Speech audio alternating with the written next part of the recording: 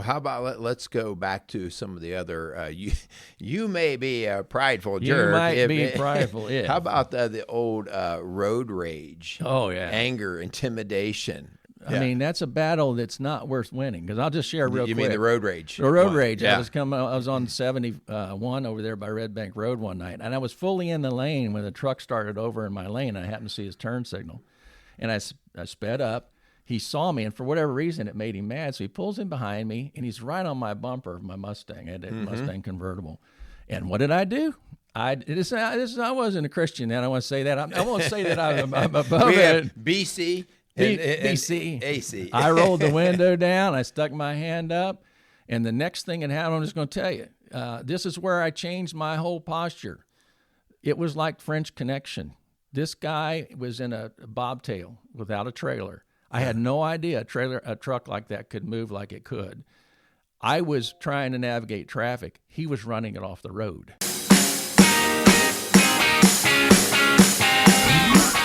Strong Dads wants to thank 4Speed on 50 for sponsoring today's show. If you like classic cars, great food, and a taste of Americana, you have to visit 4Speed on 50's Diner, located on Route 50 in Lawrenceburg, Indiana. Stop in today for a meal and an experience you won't soon forget at 4Speed on 50's Diner.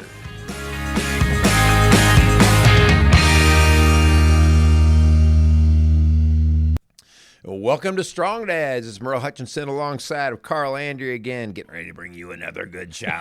Another great show, I should say. Thanks for coming back. Yeah, it's a privilege. You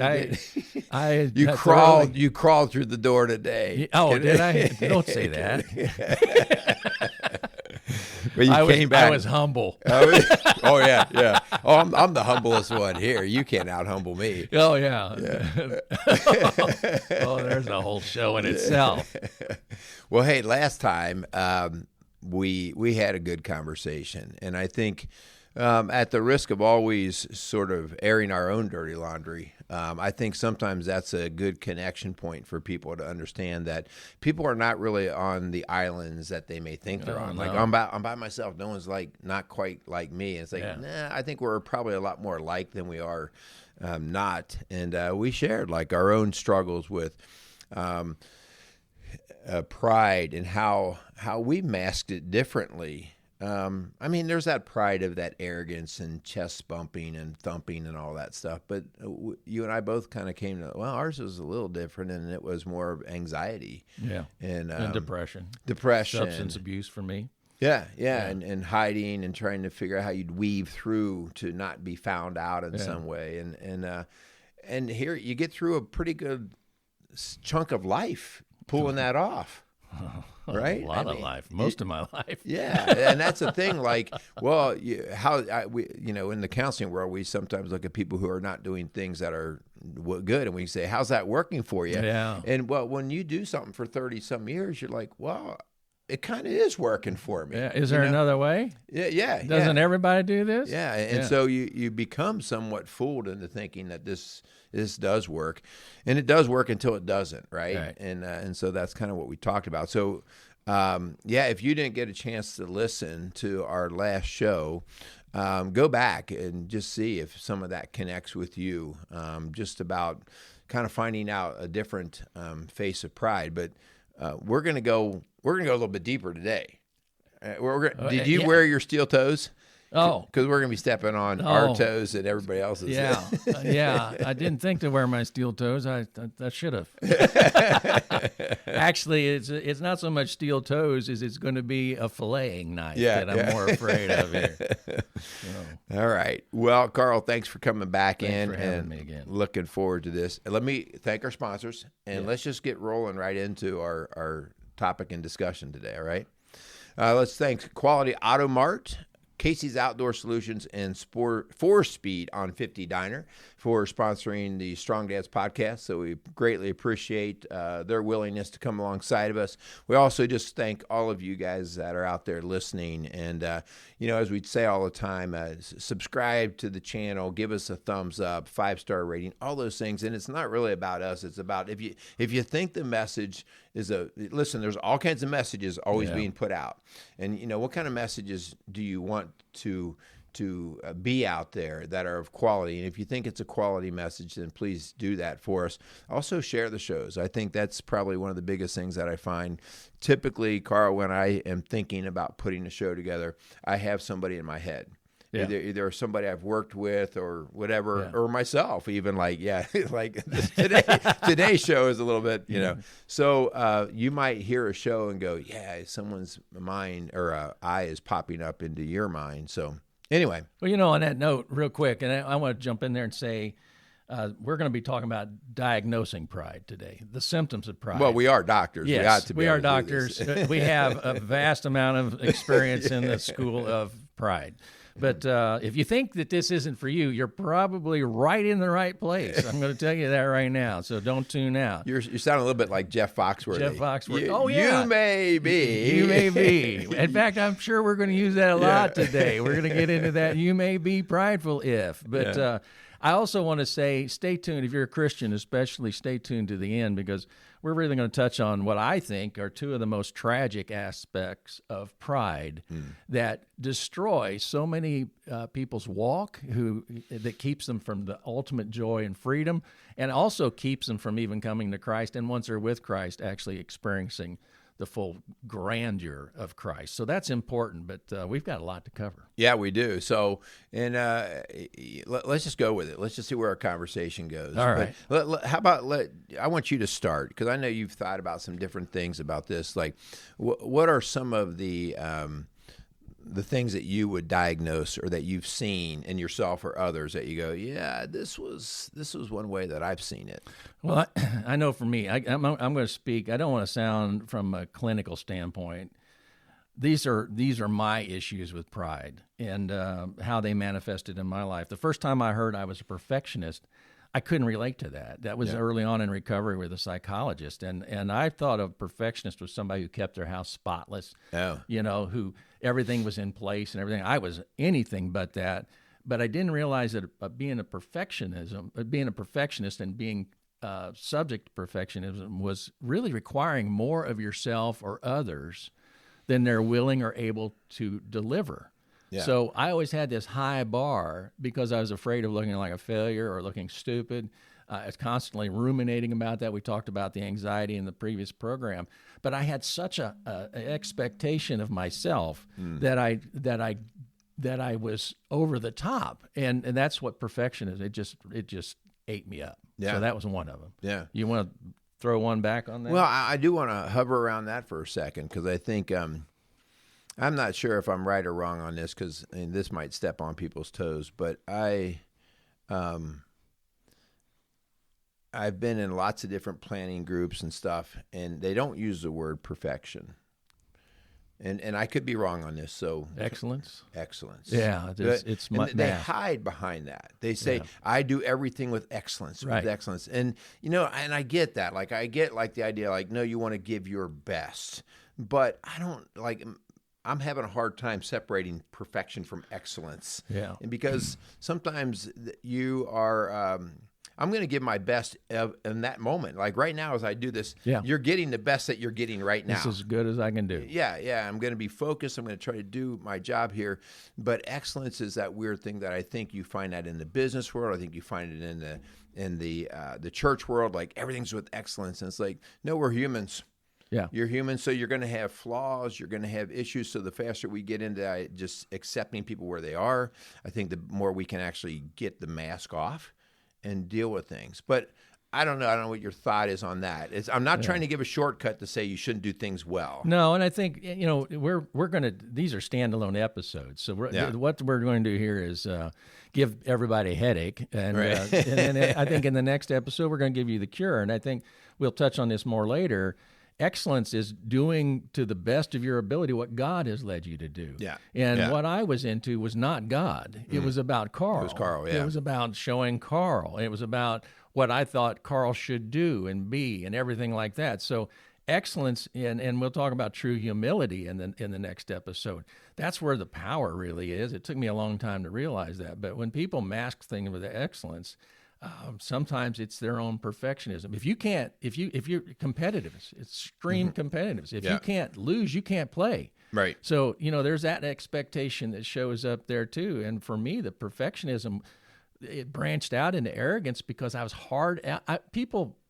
I was always a hard driver, and people that worked with me would think I was arrogant or too curt at different times, or expected too much. I've done that with people around me, and there's always that understanding. Hey, listen, whatever's coming out of my mouth toward you is only maybe a half power of what's going on in my head. Yeah, the expectations I put on me then bled over to others, which is devastating. Yeah, but and let me be clear, it's the expectation because you don't want to be looked at or seen as a failure or wrong. Like, in other words, your name's going to be on this, and what black mark would you have on you if it didn't go well? That's part of it. Part of it is, too, I expect others to have the same set of beliefs that I have. Right. So, one of the problems I've had, just to be honest, for Frank, is that in the workplace, I expected everybody to work at the same level that I did and to be striving and doing. And the reality, Pareto principle or whatever is 80-20 rule. 80-20, you find that that's pretty much true. And right. There's extreme examples of that, to see somebody else who's being rewarded or paid to do a job and they're doing nothing, or they're not really pushing themselves. My father and I used to argue about the union for years. He was an auto worker. And I'd hear these things, and I'd just be appalled. And we finally, I'm not knocking unions, but I would, how you defend that, Right. And everybody. So it wasn't just that; it was this idea of fairness. Maybe it's jealousy, and we'll get into all that with anger. Yeah. There's so many different avenues here. The idea here of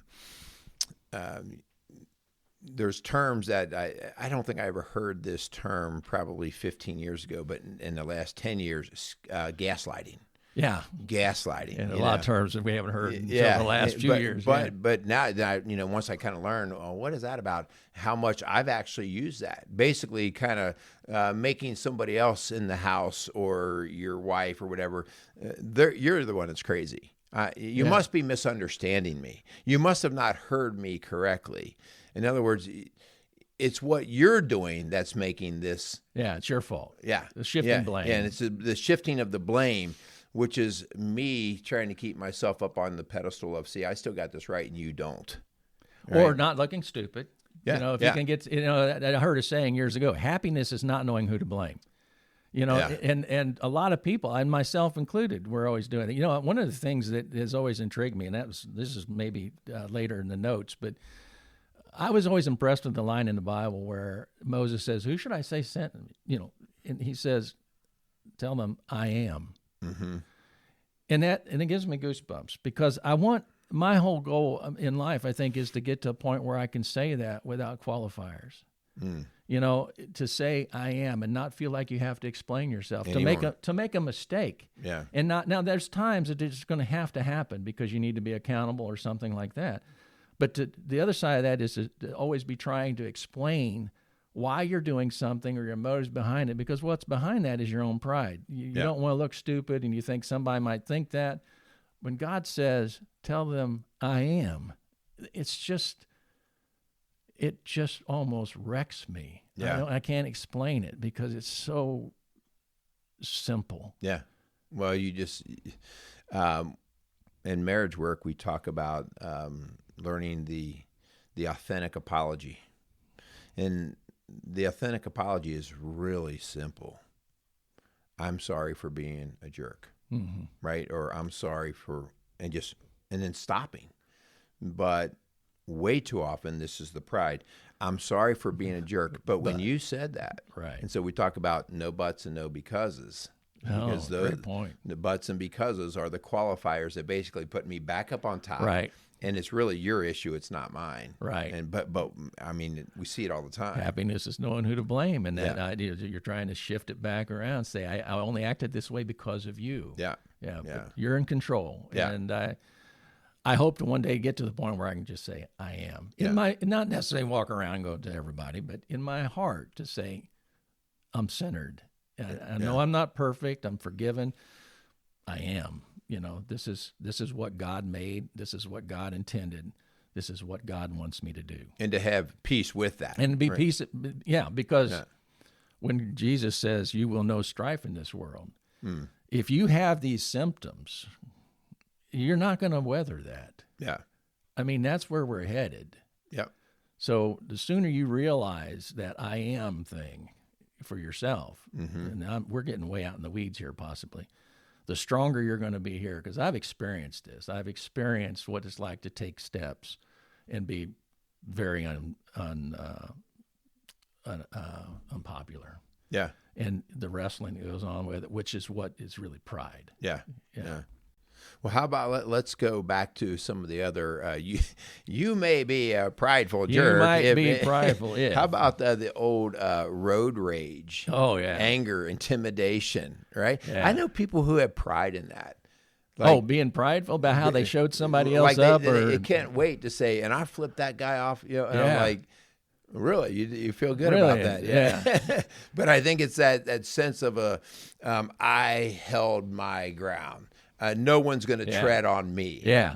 Where it's like, were they really trying to tread on you? Yeah. You better pick your battles well. I mean, that's a battle that's not worth winning. Because I'll just share real quick. You mean the road rage? The road rage. Yeah. I was on 71 over there by Red Bank Road one night, and I was fully in the lane when the truck started over in my lane. And I happened to see his turn signal, and I sped up.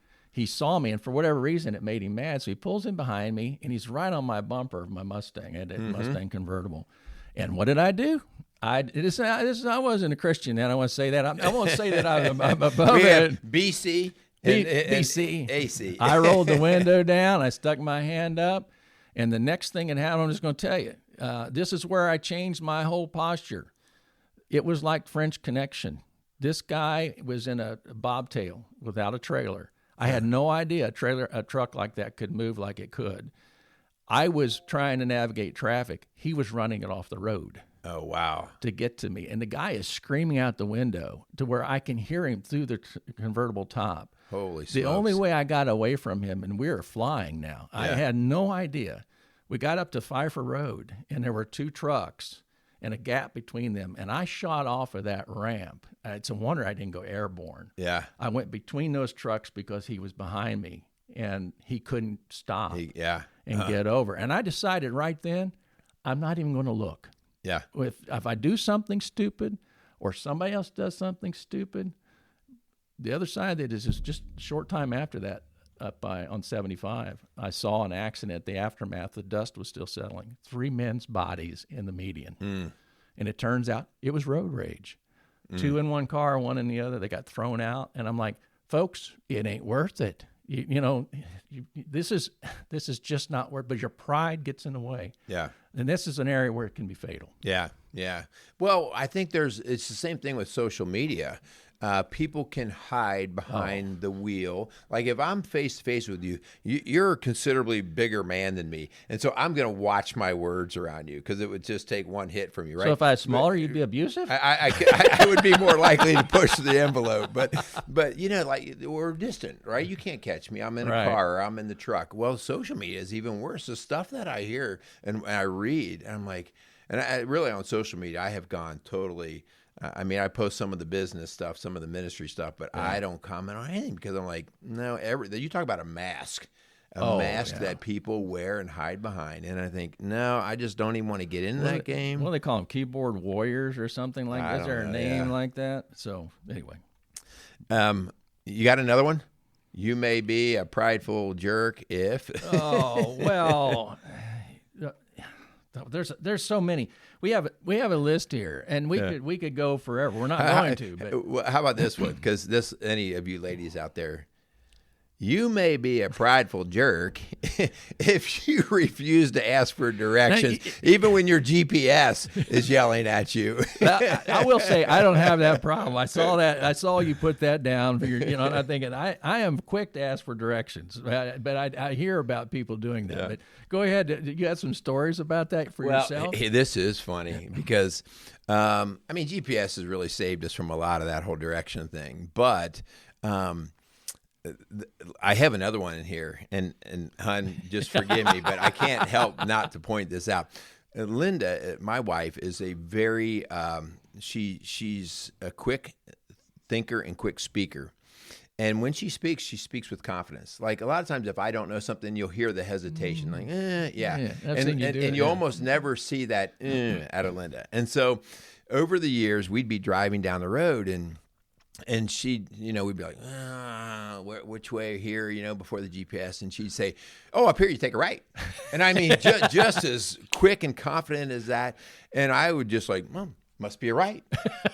And even though there'd be a gut instinct in me that would be like, I don't think that's right. But I was never strong enough to go, no, it's a left. Yeah. And sure enough, we'd go up there and I'd just blindly follow. And we get 5 miles down the road and I'd be like, this doesn't look right. Are you kidding me? And so, I coined the phrase with her, like, she's the most confidently wrong person. And I don't mean that. I'm just like, she says it with conviction. Yeah. But it also makes her come across very solid and got it together. And there are a lot of leaders that way. And we want that in a leader, right? If a leader stands in front of the group and goes, no. Yeah, we've talked about Band of Brothers many times, right? Yeah. It's like, listen, and when you're getting ready to go into battle, whether we do the right thing or the wrong thing, we better do it with a determined You look. better commit. Yeah. And so there are those people. And so it has come to be that now, like, if I have any hesitation, I'm like, nope, we're either asking for directions or because I'm not going to follow where she's at. But anyway, and I don't say this about Linda because I don't know. You can't look at other people and say their motive. I have had that in my life to where I felt you had to have an answer, you had to have it quick because that shows that you are worthy, competent, or whatever it is. What it is pride. You're afraid. For me, you're afraid of looking like I don't know, kind of thing. Yeah. So you try to have this rapid response, and that's dangerous. The Bible's pretty clear. I've done it enough that be slow to speak. Yeah. And I need to work on that.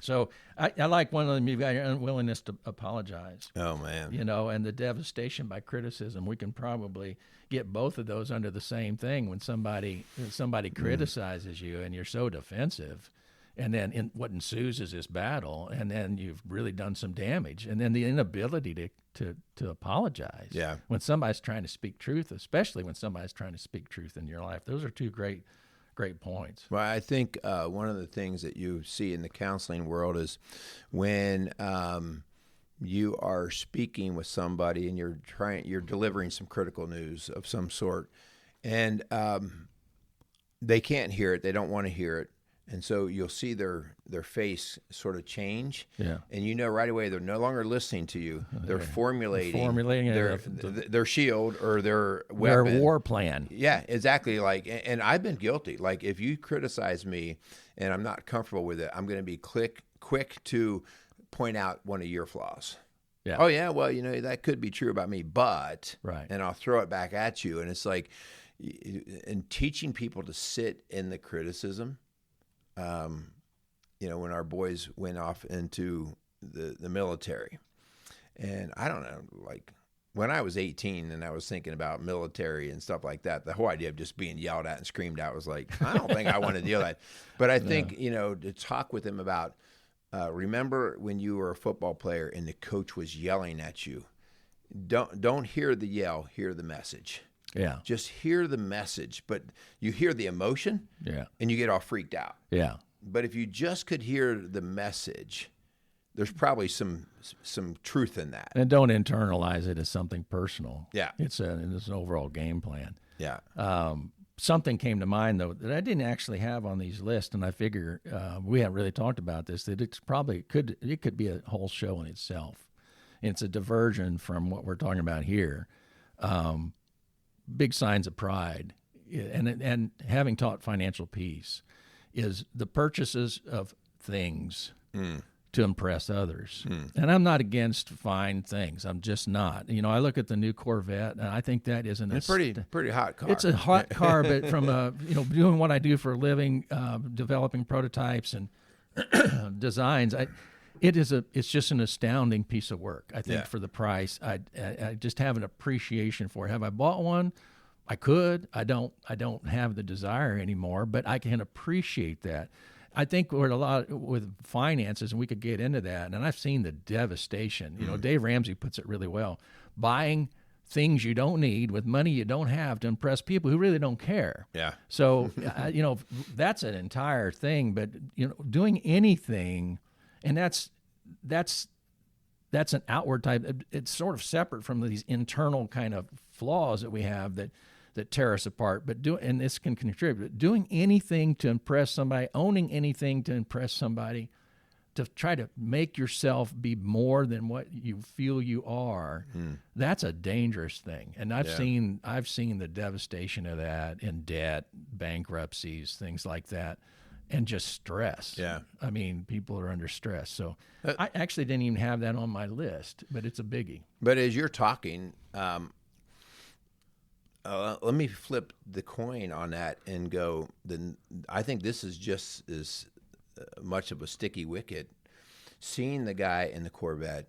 Oh, yeah. And going, he's a jerk. Yeah. He's driving through the neighborhood with the big, beautiful homes that are, you know, twice your home or whatever, and going, yeah, these people are probably all snobs. You know what I mean? Like, or they're broke. Yeah, or they're broke. Like being critical because you somehow are going to cast judgment on, you don't even know how or what they're doing. Yeah. But looking at the other side, like, you know, you've heard that story before. The guy who paid $100,000 for his Corvette, and people are like, "Well, what a waste of money." And he comes back with, "Well, this is how many families that I was able to feed." You know, all the people who worked on that Corvette, all the people, you know, like employed. Yeah. And so, and it's like, oh, but instead we have the critical eye of the guy who's driving the vet. But wait a minute, you know, like there is good that comes from that, and I appreciate you saying. Just because I don't get it doesn't mean you have an eye for the engineering and the drives Linda crazy. Yeah. But you go, wow, I know that's a gift. Oh, yeah. That's a gift for a guy to be able to create something or a group or whatever. But some of us, if we don't have that gift, that was a waste of time. That's a waste of money. Yeah. Right there. I've said for years, until you've done a job, you know, you don't really appreciate what it takes. Most people look at this from the outside of things. I just looked at that car when it first came out. I'm not trying to say you should need to go out and buy it, but it's just a phenomenal piece of engineering and work that especially, I call it the poor man's exotic car. Yeah. It's just an amazing work. And I can appreciate that. The difference in those things crosses over when you need that to make yourself feel better, to impress other people. If I just had this. And you touched on something that, excuse me, the difference between envy and jealousy. So envy is wanting what somebody else has. Jealousy is being angry because they have it. Yeah. And I didn't understand that for a long time. I thought they were kind of the same thing. They are in the same vein, but they're not the same. Yeah. And you just touched on something. When you cross over that line and become judgmental, trying to minimize, we should applaud accomplishment. Yeah, absolutely. Absolutely. And people do not realize, especially for business owners, people who have invented things, you know, you just don't realize what it takes to get something started and to accumulate wealth. You know, there's such a big taboo about that. And a lot of people do it for the wrong reasons. I'll be the first to say that. You know, there's back to the Corvette. I think it's good to have things, but I'm really wrestling with this at what stage you cross over there in the Bible. It says, I'll build bigger barns, you know, and accumulate more. How much is enough? And when have you crossed the line? You know, if you fool, for tonight this will be taken from you. Yeah. You know, so that's a fine line. But jealousy, envy, those are aspects of pride, and they manifest themselves in different ways. Yeah. Well, it goes a little bit into the armchair quarterbacking. Before you know it, the football season will be starting back up. And the idea that people second guess what everybody else is doing, whether it's out on the field or with their money. You know, well, if I were you, I would have. Yeah. It's like why did we have to go there, I guess. Somebody asked me that question last night. What do you think about this decision? It's not my place to tell you to spend your money. Yeah. You know, I have a philosophy based on what I teach, but it's not my place to tell you what your priorities are. Yeah. You know, it really isn't. Now, I've seen people that I had to talk into their lives because they were about to lose everything, and you try to work on that. You know what? An aspect of pride that I don't think most people consider, and we talked about this actually before we started the show, is treating other people outside of your loved ones and family better. And it may sound like what? And I believe you have company, you should honor company and accommodate company. But if you have more patience, if you are less argumentative, if you are kinder, if you have more grace, if you extend all these things to people outside of your family, I can almost guarantee you it's pride. Mm-hmm. Because the people that are closest to you, those family members and your loved ones, should get your best. It's not saying you shouldn't be a good host. Right. But I experienced this, and I have done this, to be short-tempered when I wouldn't ever do that, like with you, right, with my wife, or even the kids. So, it took me a while. I think I told you it was a book called Flying Boy. I'm ever so aware of it. But if you do this, it's probably because you want to be seen better by people outside your family than your own family. Yeah. And that's just not authentic. Which is that seeking of approval and connection with others, where you make the assumption that you're already accepted and approved of by the people in your inner circle, so you can kind of dump on them. Well, it's not only that. There's this story after story. I think you know them. People who are absolute butts in the home and popular, movers, shakers, doing things. I don't care if it's ministry. I don't care if it's business, whatever it is. There's a disconnect. And what's happening is they are wanting the applause of the world more than they want the love, security, and affections and to build those people around them up as well. They're putting their energy into those outside. And almost always it's driven by pride. Yeah. Yeah, that's my opinion. No, I totally am on board with that. There's another side too that I see, a lack of healthy empathy. There is such a thing as unhealthy empathy. Yeah, owning, like you see that in my world, counselors owning everybody else's issues, and it becomes a great burden around them. But we are to love our neighbor and to be one with the neighbor and to try to, like, hey, your house just burnt down. I can feel some of your pain, and the idea that I don't want to feel anybody's pain. Oh yeah. I don't listen. It's a bad problem, but it's your problem. Right. So the lack of empathy on people's part keeps them protected from going down those emotional roads. And I think I just don't want to get dirty by other people's issues. I don't want to get caught up. Yeah. Because I'm too busy. I'm way too busy. I'm important in my own little world. And so you just see a coldness in people, and again, like, there's a fine line, right? Yeah. But when you see some people, you're just like, wow, that guy's just a jerk. Like, it really is all about him. Yeah. So that lack of empathy and trying to just sit in somebody else's issue with them for a bit is something that you see is like, no, you got too much of your own stuff going on. Well, let me take one of those famous lines. I'll pray for you.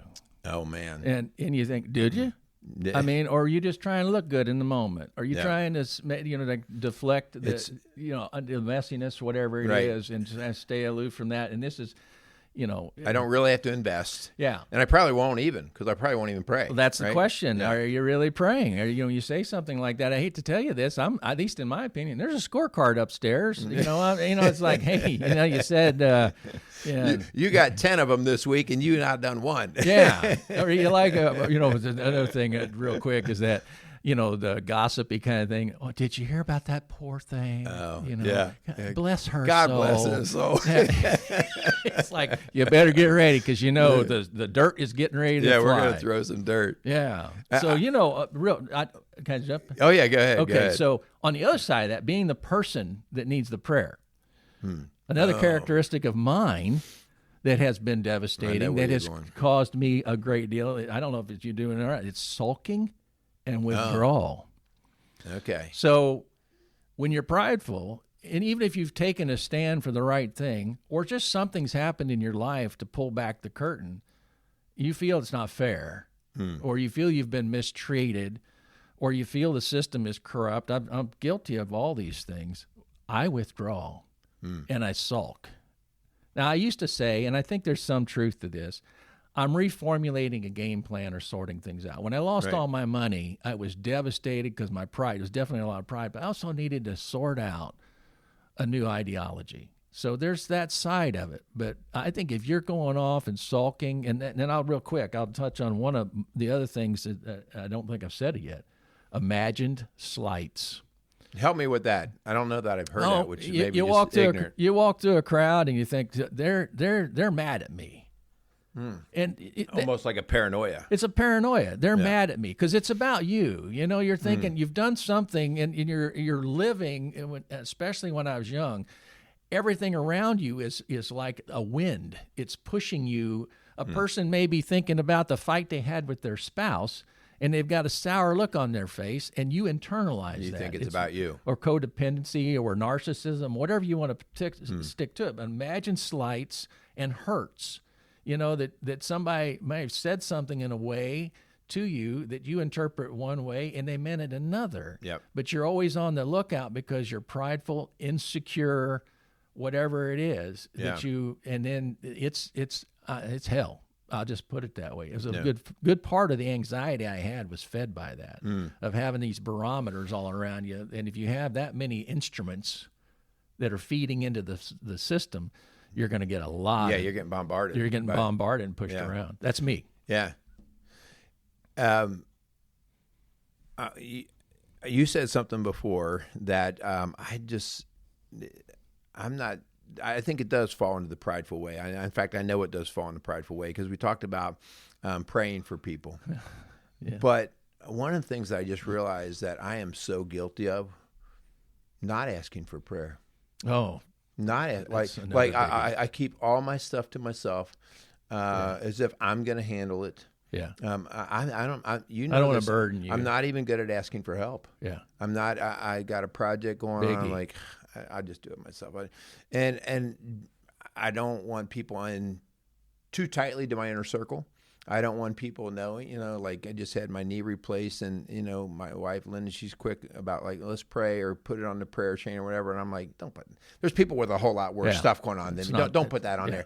And it's really about me not wanting to be seen or a spotlight on me. And it's like, well, how far is too far on that? Obviously we don't need be praying about a pimple on somebody's face, but like it's my mom used to pray for parking spots. I don't it seemed to work. Pray for whatever you need to pray for. I used to think it was silly, but why do we feel that way? And then it would open up and she'd look at me. You always wonder why you're at the front. That was before handicap spots. You guys were always in the front spot. Yeah, well, after they saw me, we were able to get one of those placards before a woman. You're bad. But along that line, that is actually one of the things I thought about, and it's been another area of really big pride or problems for me is not being able to not only ask for help, but being able to accept the good.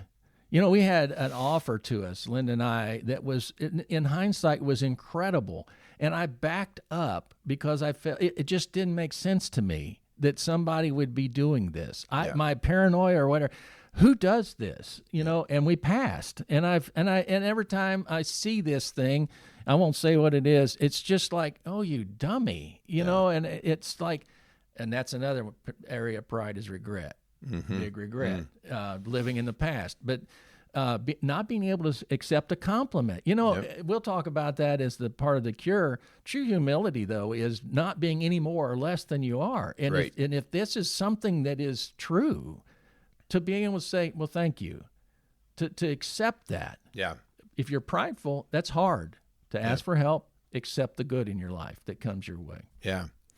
Well, I'm going to say I got one more word because getting the last word. This isn't the last word, though. No, wait, it is now because the idea of in conversation, of being with people or whatever, and always having to deliver the last funny or deliver the last word or an argument like I'm going to slam my fist and I'm going to put the closure exclamation point on what we're talking about. Like the idea that I have to be the closer is that prideful thing. Right. That I won.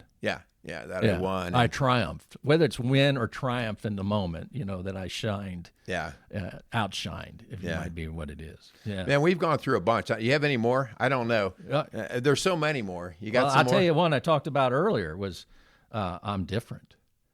And I don't think you quite caught that earlier. Well, I didn't at first when you said it, yeah. I'm going to say, personally, especially coming from a background where I abused alcohol and things, and I think you see this happen all the time, a prideful thing to say to yourself is, yeah, but I'm different. When you see people devastated by alcohol or gambling or porn or whatever it is, we can go down and having an affair or anything like that, almost always...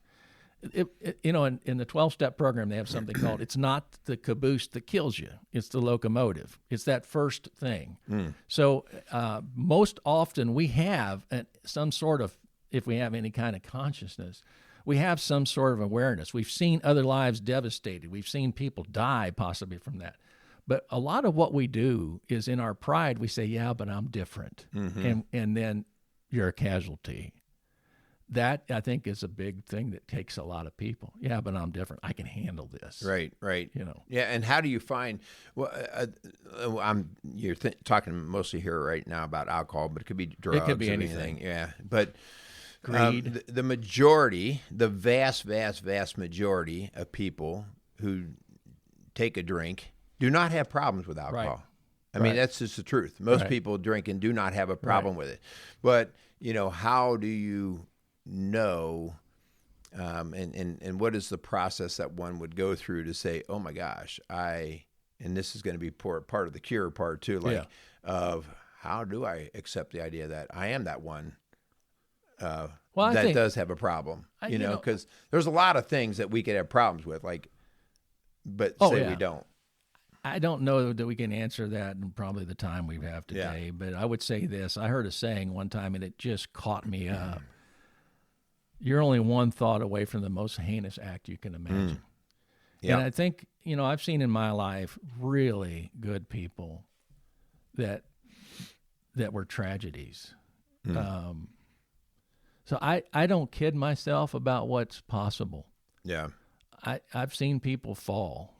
I've seen people very close to me fall. People who were godly people fall. And I don't kid myself. And I think that's what this is. You're kidding yourself a lot of times. You can't take fire, like the Bible says, you can't take fire into your lap and not be burned. Yeah. So I think a lot of people in their pride, in their self-confidence, false self-confidence, don't believe that they're capable of certain things. And I don't think there's a whole lot off the table under the right circumstances. And especially being in recovery early on, I was very cognizant. I tried to be very cognizant of those factors that take you. Yeah. It's with drinking, and we get into that another time. It doesn't happen in that moment. Right. It happened days or weeks or years before that there was a process set in motion. Yeah. And you're caught up in it, and you don't realize you have this stinking thinking. But that's sort of along the lines here. It's like, I can handle it. I'm going to linger a little longer with this woman at the office after hours. Yeah. I'm going to do this or I'm going to do that. It's okay. I can handle it. It's just innocent fun. We are all we're susceptible. This is maybe off the path. In this last week, my mom's down at a home, and I've been talking to people who are not in the Alzheimer's area. And one particular person said, I never thought I would be in this position. I never thought this would happen to me. They're in a wheelchair now. Within a very short period of time, 11 months, from living independent to being in a wheelchair. And she said, I don't feel God anymore. Folks, I'm going to tell you, I was touched on this last time, I fully believe in Satan. He's patient. He uses a lot of things. Yep. He may wait till your very last 6 months of life and inflict a pain on you, get you going and things like that. I don't kid myself about the powers that are out there. So I don't know if that's connected or not. Yeah, that's never say never. Never right? say never. Never say never. And it's your pride that would keep you from saying never. As we start to wrap some of this up, the whole idea of, well, where is this pride coming from? And this pride is this whole, I look at it as it's our way of protecting ourself And what we just went through a big list, and hopefully some of those, well, hopefully they didn't. Hopefully none of them hit home with you. But then you're a liar. Yeah. So then you probably can walk on water. Yeah. But when you go through those, I look at it as like this. If you're in the military, or really even if you're a craftsman or anything, you learn your tools. You learn your tools, and you learn your tools to get your job done, the way you see your job. But everybody has their favorite tools, right? Yeah. Like everyone now, like this is the one I use most often for everything. This is this 3-pound hammer that I can either I can build a house, or I can hurt people. Tweak with it, or I can destroy it if it makes me mad enough. But you find in yourself your go-tos. And these are, I look at them for me, the anxiety, but these are my go-to of trying to protect what I have crafted as my image in life. It is, and you have your go-tos. Anybody's out there listening, you have your go-tos. Maybe I have the number of guys come in every week to me and go, I have an anger problem, right? And as they beat the table, I have an anger problem. And I'm like, that's just become your go-to. You have others, but that's the one that you polished and you've worked, and it's kind of it's somewhere along the line it rewarded. And and you fed it, and so you get those years, you get those 30, 40 years in deep, and you're like, I'm pretty good at this. Yeah. I'm pretty good. And that's the great lie, that you're really good at it and it's working for you. Look at all the houses I've built with just this tool. Right. Well, and that touches on one of the other real quick, being unteachable. Once you've entrenched something like that, your pride says, I'm not going to change. It seems to work for me, or I know better, or whatever it is. But go ahead. Yeah, no. So then, I think that's the part where you go to that idea of, how did I get so entrenched that this is the only tool that there is? And now, is it possible to use a new tool? Yeah. Is it possible that when somebody's critical of me, that I can just sit in it? Can I just sit in it? Is it possible that I don't have to have that last word? Is it possible that I can give the reins to somebody else and not be critical of how they're going to lead the team? Right. And I'm just going to sit and be part of the team. Is it possible for me to practice that? And up until this point, wherever you are in your life, you've created your own little masquerade to get you where you are. But chances are you've not accepted that God's made you and others the way He intended to do. Yeah. So this is probably, I was thinking about saving this for the next episode of The Cure, but all these things, there's a fine line. There's righteous anger. We talked about anger earlier. There's righteous anger. Jesus expressed that. So how do you know the difference? How do you know in these areas? And I heard it years ago about a samurai master who was murdered. I might have told you this, but he was murdered. And one of his students decides he's going to hunt down the murderer and exact justice on the murderer. And he's got him on his knees, the head is bowed, the sword is drawn, and he's about to cleave the man's head off when the man turns and spits on him. And he sheathes the sword and walks away. See, in the instant before the spitting, it was an act of justice, righteous anger. Mm-hmm. But once he was spat on, it became personal. Vengeance, pride. He spit on him. Wrong motive. Yeah. And I try to reflect on that a lot, especially in today's times. There's so much that we should be righteously angry about. Right. How do we separate pride from righteous anger? Yeah. And I use that analogy in my head a lot. I'm always asking myself, are you the spit-y? Or are you the justice warrior? Yeah. I don't know if that makes sense. I like that. I like that a lot. And I think that's the whole part of forgiveness. Excuse me, forgiveness. Yeah. Is that whole idea of being wronged, but no longer, you still want justice, but no longer seeking vengeance. Like you'll hear people say, I hope they burn in hell. Yeah, you hurt me, I have to hurt you. Yeah. And so that's what, no, you haven't forgiven yet. You haven't forgiven. But with forgiveness, there still should be justice, right? But when I'm trying to actually make somebody else hurt or pay the price, for that, that's so. I guess we're gonna you're toward wrapping this up. Yeah. And we're gonna talk about more of The Cure next time, and it's pretty developed. But I want to touch on the two things I said at the beginning of the show, if I could. Yep. Okay. So this is what I feel are two of the most tragic aspects of pride. And I was definitely guilty of this. One is when you hear somebody say, but as a Christian, you don't understand what I've done. And I've done a lot. To say, though, as a Christian, I want to try to stress this, to say that your sin is so big that Christ's sacrifice isn't enough. If you carry shame or guilt, that's not from God. There is no condemnation for those who are in Christ.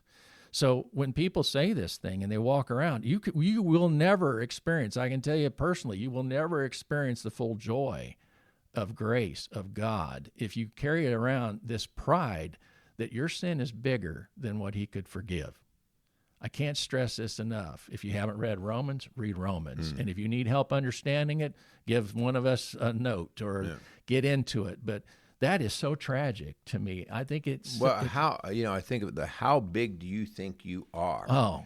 That, if I walk into church, the lightning bolt's going to hit the church because I'm here. Like, really? You're not that big. You're not that big. He's already covered us. He's covered you and far worse. I can guarantee you, if you have a genuine conversion, people wrestle with whether Hitler could go to heaven. If it was a genuine conversion... I can't judge it. You can't judge that. That you said, oh, that can't be. But for anybody to sit and think, oh, my sin's too big, that is probably one of the ultimate prides. I mean, it is bigger than probably anything we've listed here. These are what damage you at a family level, at an interpersonal level, at an emotional level. This is what damages you in your relationship with God and your ability to enjoy it. The other thing I'd say is, and we all hear this, I'm a good person. I'm a good person. And if you're one of those people out there, I'll just say this. The Bible's really clear. Our righteousness is but filthy rags. The whole purpose of the law, if you will, most people don't really catch this, is to knock you so squarely on your back that the only place you have is to look up to God, because we can't do it. Yeah. So pride says, I'm a good person. I'm a good person. And especially in comparison to them. We see this with, thank you, Lord, that I'm not the taxpayer or the tax collector. This pitiful individual next to me. Thinking you're a good person is not going to get you there. It's just not. And if you're doing that, even as you believe you're a Christian, we talked about this earlier, that passage where it says, Lord, didn't I do this? Didn't I do that? Didn't I cast out demons? And he says, depart from me, for I knew you not. Because what you're saying there is, I'm doing this. Yeah. Two things that are devastating to Christians. Well, I think the second one that you just mentioned there is the prideful trap. And I'm going to call it the lazy trap. I'm going to call it on the surface, it seems lazy. I'm good enough for what I do. I'm a good guy. I treat people fair. I follow the basic rules. I don't need to invest anymore in actually learning. Listen, I will tell you, and I'm not slamming the Catholic faith. This was my experience. I came through and at 32 years of age when my world started falling apart. Yeah. Up until that point, if you would have said, what does it take? What does your faith say about getting to heaven? I would have said, you just got to be a good person. Yeah. And not understanding the pride nature of you thinking, who do you get to be to evaluate what good is, right? And what is good, right? And all of these things. But that is lazy. It allowed me to not have to actually go in and learn what it is that Christ did for us. Oh, yeah. And the level of what the sacrifice paid for. Right, and instead it just dismissed it. It actually allowed me to not even have Christ in the picture. In fact, for a long time I said, I believe in a superior being. The Christ thing, I don't know. Yeah, it was more about works. Yes, right. Yeah. And so as long as I can outwork or do the work, I'm good. And that's just a pride statement there. Well, when I got baptized, and I went on lay men's ministry, and then it started a ministry. It did a lot of things. I remember I was hyperactive, Yeah. Part of that grew out of when I got baptized. I came up out of the water. I said, it all stays there. So I'm surprised the water didn't turn black. But the next thought was, okay, God, I'll show you. I'll take it from here. My response should have been, thank you. Yeah. Because he said, you don't have to take it from here. I took it. Yeah. And I went about trying to justify and be a good person, and a lot of self-righteousness comes out of that. Once you start down that path, it's a religious pride that kicks in, and we see that play out between denominations, inside churches. It's that's not grace. If you don't understand grace, I would love the opportunity. We'll to do a talk whole with show you. on that. Well, we think? could. Yeah. I didn't get it. And I've had people, lifelong Christians from strong backgrounds, fathers who were ministers, that in the course of 20 minutes, I opened their eyes to it, and I missed it. Most people miss it. So those two areas, I think, are really tragic, and I hope that we can help somebody past that.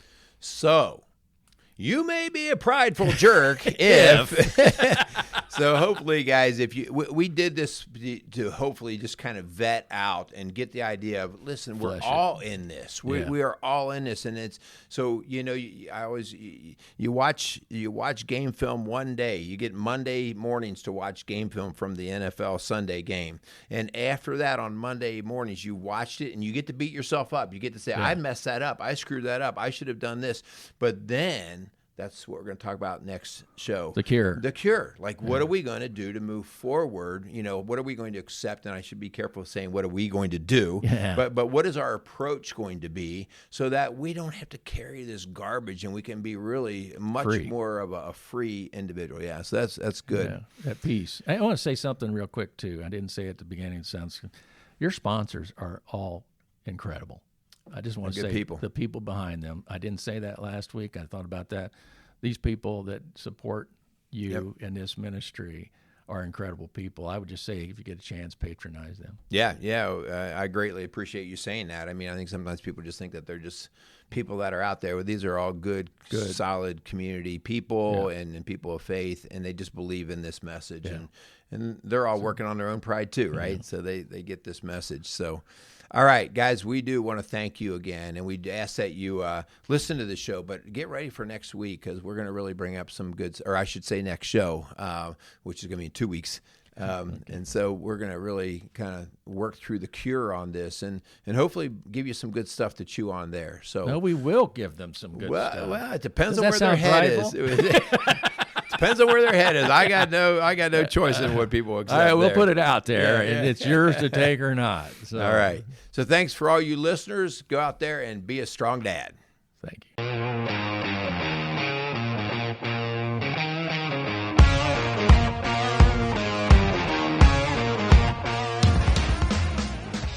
Strong Dads wants to thank Quality Auto Mart and Service for being a proud sponsor of the Strong Dads podcast. Started in 1985 and going strong for all these years. Recently, Quality Auto Mart has transitioned from owners of Mark and Nancy Repke to longtime employee Fred and Lorraine Venus. For all your automotive needs and golf cart needs, check out Quality Auto Mart, located across from Indian Lakes on Highway 46 outside of Batesville, Indiana.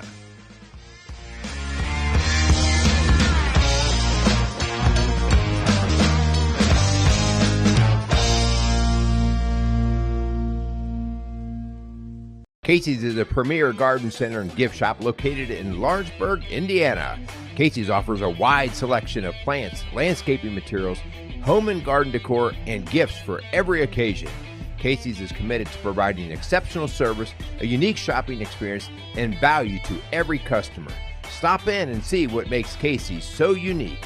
Located at 21481 State Line Road, Lawrenceburg, Indiana, or call 812-537-3800. Let Casey's help you add beauty to your home.